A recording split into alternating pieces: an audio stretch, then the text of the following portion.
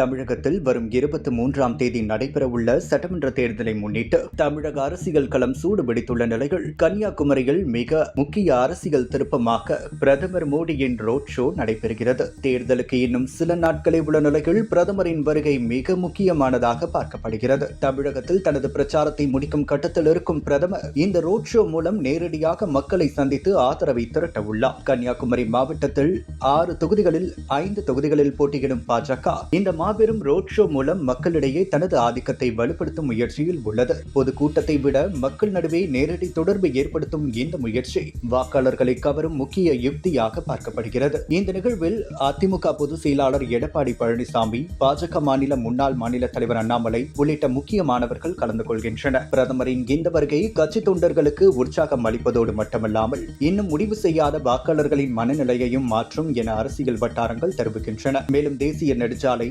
Railway மேம்பாடு, மீனவர்களுக்கு நலத்திட்டங்கள், சுற்றுலா வளர்ச்சி போன்ற பல திட்டங்கள் மூலம் கன்னியாகுமரி மாவட்டம் கடந்த ஆண்டுகளில் மத்திய அரசின் உதவியோடு முக்கிய முன்னேற்றம் கண்டுள்ளதாக கூறப்படுகிறது. குறிப்பாக சொல்ல வேண்டுமெனில் விவேகானந்தர் பாறை, திருவள்ளுவர் சிலை, சுற்றுலா தலங்களில் மேம்பாடு இந்த பகுதியின் முக்கியத்துவத்தை உயர்த்தியுள்ளது. இந்தியாவின் தென்முனையாக இருக்கும் கன்னியாகுமரி பிரதமர் மோடி ஆட்சியில் தேசிய முக்கியத்துவம் பெற்றுள்ளது என்றே சொல்லலாம். சுற்றுலா மற்றும் உட்கட்டமைப்பு வளர்ச்சியில் இந்த மாவட்டம் முன்னிலையாக உள்ளது. எனவே வரும் 2026 சட்டமன்ற தேர்தலை முன்னிட்டு கன்னியாகுமரி மாவட்டம் முக்கிய தீர்மான காரணியாக மாறும் வாய்ப்பு இருப்பதாக அரசியல் ஆய்வாளர்கள் கணிக்கின்றனர். மொத்தத்தில் பிரதமர் மோடியின் இந்த ரோட் ஷோ ஒரு சாதாரண அரசியல் நிகழ்ச்சி அல்ல, தமிழக அரசியலில் மாற்றத்தை உருவாக்கக்கூடிய முக்கிய தருணமாக பார்க்கப்படுவதாக அரசியல் விமர்சகர்கள் கருத்து தெரிவித்துள்ளனர்.